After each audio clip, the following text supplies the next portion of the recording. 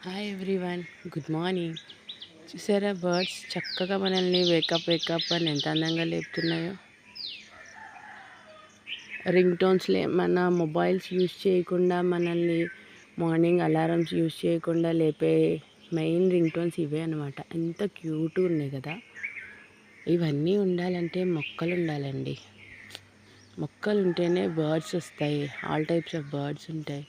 అన్ని రకాల సౌండ్స్ మనకి వినిపిస్తాయి. సిటీస్లో మనం ఇవన్నీ మిస్ అవుతూ ఉంటాం కదా.